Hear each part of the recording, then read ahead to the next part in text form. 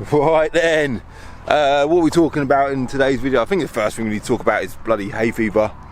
I'm suffering with hay fever. It's like the most petty thing, isn't it? Hay fever, but it's so annoying. And then you take the tablets and then they make you feel drowsy and you just feel like you can't be bothered to do anything, which ain't like me at all. So if it looks like I've been smoking funny stuff, I haven't, unfortunately. But yeah, in today's video, we're going to be doing the first drive in my new car. It's an Audi R8 V10 Plus in carbine shop yellow, not carbine shop yellow, Vegas yellow.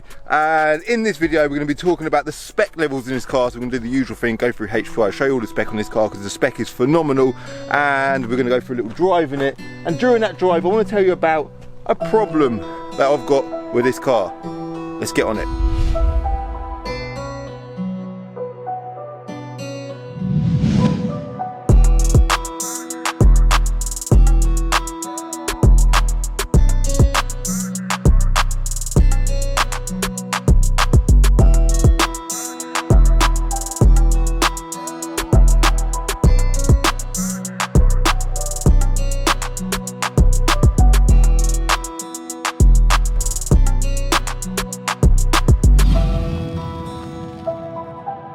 Yeah, great choice of location to film today, Calv. Being a hay fever stuffer, I know what to do. I'll just film a video in the middle of a bloody field, basically. I'll be alright. So yeah, Audi R8 V10 Plus, this is obviously my new car. I absolutely love this car. I mentioned in my previous video that I drove one a few years ago on my channel with my friend Danny's car, and when I drove it, I can't say that I've ever driven a more perfect car ever in my life. And I recently went to Santa Pod in my GTR, and there was an R8 V10 Plus there. It was a later car, 2019. Obviously this is an early car, being at 65, and I think it was a 2019, I can't remember, a really late car. And yeah, that guy was just beating everyone there, and the car was stock. Like, it's unbelievable how well these cars perform from factory. So, and obviously we will demonstrate that shortly when we go for a drive. So this car, externally, it's got a lot going for it. Obviously you can see lots of carbon rear spoiler, carbon rear diffuser, carbon side blades. That's a big feature. That is obviously the side blades on the earlier cars, the original Audi R8, it was one big piece of a side blades, and on these cars it's two separate ones, which I like that as a feature. It sort of continues, this line continues through into the rear end of the car, and as you're sitting in the car looking out your mirrors, you just see that big fat bulge on the rear quarter there. Look at that. So yeah, really nice looking thing, loads of nice curves. At the front there, on the bottom, we've got a carbon fibre splitter as well, really subtle, but I love the look of that. Really tidies the car up. And then on the wings, we've got these little V10 badges. And like I said in the previous video, they're done in black. So we've got the black Audi badge, a black front grille, black badges on the side there. And then as you come around the back, again, we've got a couple more black badges, just keeping that sort of black and yellow theme. The rear lights are tinted, which I suppose does continue on with that theme, but I'm a little bit unsure about tinted lights. I think when you've got a nice set of factory lights on the car, I just don't think they should be tampered with, but I've not rushed into peeling them off because I am a little bit unsure. Let me know your thoughts on that in the comments below. What else did I want to say about the exterior? Obviously glass engine bay, big supercar feature that is. You want to be able to see in the back to see the engine. Yeah, obviously it's a V10 naturally aspirated engine, which is about 50 horsepower more than the non-plus version. Again, a bit more suited to me, a bit more power. Carbon ceramic brakes, I'm pretty sure they were standard on the pluses. And then as you come on the inside, check this car out, man. Look at this, so nice. I think what I'll do now actually is we'll jump in, I'll talk a bit more about the specs, and then we'll go for a drive, yeah?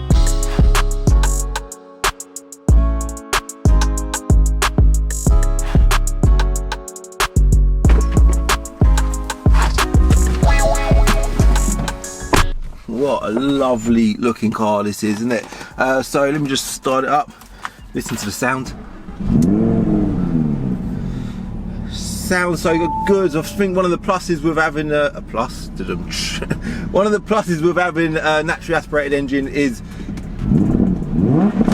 engine sound. It sounds unbelievable, this car. So let me just pull out my phone and pull up the HPI so I can show you spec. Right, so here we go. We've got the HPI in front of us. 5 registers are clear. It says plate transfer at the top there in amber. You can see the previous plate there was 4000. I've actually seen this car before on Instagram. How mad is that? And I've looked at it on Instagram before and thought one day I'd love to have one of them cars. So yeah, mad really how it all sort of works out. So now if I go into HPI spec check, you can see the new base price was 132,715 quid, and it's got £20,000 worth of optional equipment. The options rating out of 5 stars is 4.5 stars, which you guys know is absolutely massive.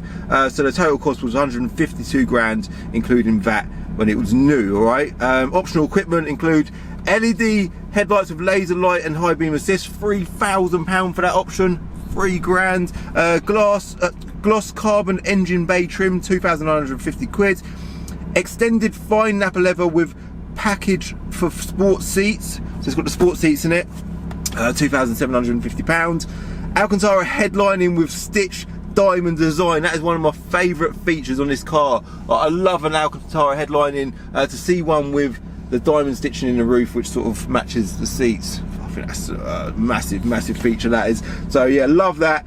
Sports exhaust system, 1,800 quid. So you've got the little exhaust button on the steering wheel. Exhaust sound sport. We won't do it because we've got horses here. Don't want to upset any horses. Bang & Olufsen advanced sound system, 1,750 quid. Again, that's a spec option that me personally, that's something I would definitely want if I was speccing one of these cars new, so it's an absolute bonus it's got that. Dynamic steering, nice little option, £1,200. Contrasting stitching, that's the yellow stitching on the doors and on the seat, obviously to match the Vegas yellow paintwork, which is again amazing. Reversing camera, that's an absolute must. Like, your rear view out of this car is not very good at all, it's very restricted. So the fact that you've got a rear view camera, which is actually on the screen in front of the driver, that's a brilliant option as well, 600 quid.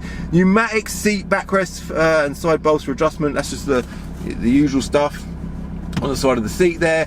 Audi phone box, 450 quid. Cruise control, storage package, smoking package, gloss paint, R8 sports seats, and Vegas yellow gloss body paint. Unbelievable spec list this car's got, and that is one of the things that really drew me to this car. On the market in a minute, let's quickly talk about value. So you see there was a brand new value about 150 grand.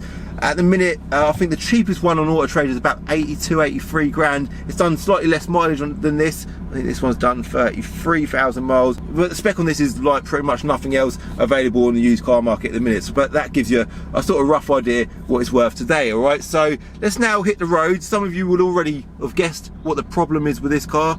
If you haven't guessed what it is yet, I'll talk about it on the drive, all right? Let's go. So I'm currently driving in dynamic mode, and whilst in dynamic mode it'll crackle as you drop the gears and you let off the throttle there. You can hear it again as I let off, and it just, as every sort of sports mode does on any car, it sharpens up the overall driving experience, the throttle response, the suspension and the steering. So yeah, I've been driving it everywhere in dynamic mode, but the problem with this car, guys, is the fact that I basically, well, I can fit in it, but I am struggling with the size of this car. It is just too small for me. I literally use my left leg as an armrest. I just feel so cramped in it. I was once, one of my friends once said to me years ago, I was driving a Vauxhall Corsa, and I was like, yeah, I like this Corsa, and he's like, Cal, you look like bloody Donkey Kong riding a Henry Hoover. And I think that's probably quite a fair term to use for me driving this car. I feel bloody stupid in it. It's just so small. But on the day that I bought it, because you're probably wondering, well, why, Kevin, why the bloody hell did you buy it if you can't fit in it? On the day that I bought it, I sort of, I wanted one of these cars for so long that it was in front of me. It was the colour I wanted, the spec I wanted, and the price as well. The price was key, and I sat in it. I sat in the driver's seat on the day that I bought it. I got in it, and I said to the guy that I was buying it off, I said, I'm just too cramped in it. It's just no good for me. I've got the seat the whole way back. You can't go back any further. I'm 6'3", by the way. If anyone is considering buying one of these cars and they're 6'3", you've basically got to rule it out, because it's just not an option. It's just too tight in it. Headroom is, I can fit 2 fingers above my head, so that's not horrendous, I suppose. But yeah, leg room. I just haven't got any space in it at all. And I told the guy, I said, look, I'm just too cramped in it. I'm too small for it. But it ain't gonna stop me buying it. So I thought I'm just gonna buy it, run around in it for a little while, obviously buy it for my car show, get some use out of it and enjoy it. It's a big bucket list car for me. It's something that I've always wanted to have, and I ain't in a rush to sell it. I'm gonna hang on to it for a bit. Every time I look at it, I think I just want to jump in it and drive it, and then when I get in it and drive it, I think I just want to get the bloody hell out of it. But at the minute I am still enjoying it despite it being quite cramped, and I am gonna, like I say, continue to do a few more videos on it, get some enjoyment out of it, and yeah, keep it for a bit. It's summertime and kind of makes sense, doesn't it? I have to open the window because the aircon, I have this dilemma all the time because of the wind noise from the fans. I can't have them on.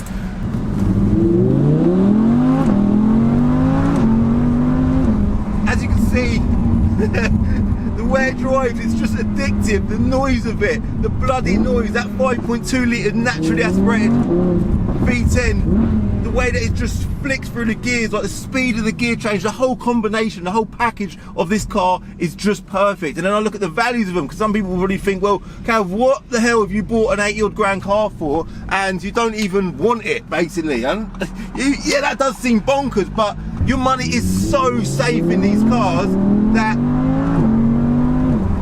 it doesn't bloody matter whether it's in the bank or in the car, because they are not depreciating. The car market is definitely strong at the minute as well, but these cars in particular, because they're naturally aspirated and because they are a modern supercar, like what other car can you get for this price category that does what this car does? A comparable Lamborghini, like a Lamborghini Huracan, which has pretty much got the same setup as this car, it's pretty much the same bloody car, it's probably another £50,000, so it makes this car look like unbelievable value, and there is no compromise. It's an amazing car. The car itself, you're probably thinking, well, maybe there was a problem with the car. The problem with this car is not the car, the problem with this car is me. I'm the bloody problem. And me being a little bit taller, I'm not massively tall, but this is probably the first time in my life that I've actually thought, I wish I was shorter, man, because I could probably hang on to my R8 for a little bit longer. But like I say, for now, listen to that engine. And the brakes. But yes, for now I am just going to continue to enjoy it. One thing I do want to say is, which just reminded me as I stamped on the brakes there, is these brakes have given me the best braking experience I've ever had in my life. Like, I very rarely comment on braking on a car. Brakes do as they should.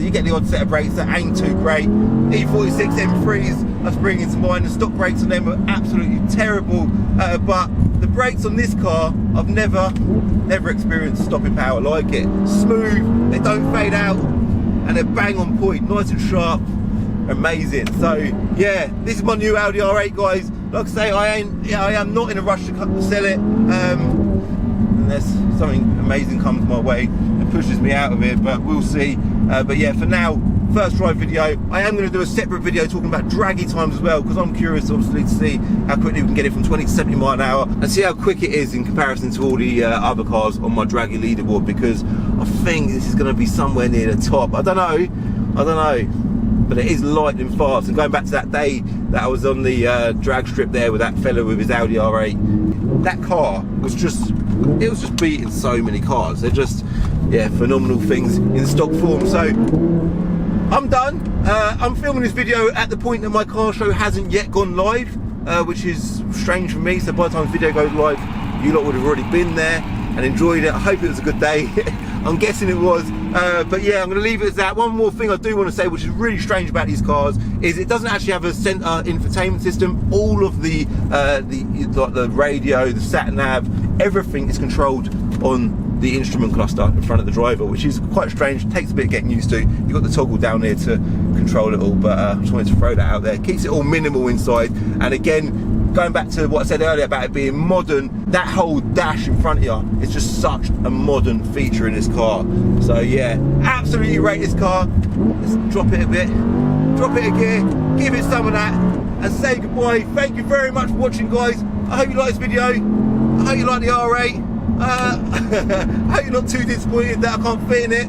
Probably not as disappointed as I am. But yeah, if you did like this video, do me a favour, listen to that. hit that like button. If you're new to my channel, hit subscribe for a new video every Wednesday and Sunday at 6 o'clock. And if you're on Instagram, give me a follow on Instagram at Calvin's Car Diary. And I'll see you in my next video, alright? Bye. In the next episode of Diary of a Car Trader, so those that follow me on Instagram already know that I've sold my Audi R8 7, but what did I buy as a replacement? Find out on Sunday at 6 o'clock.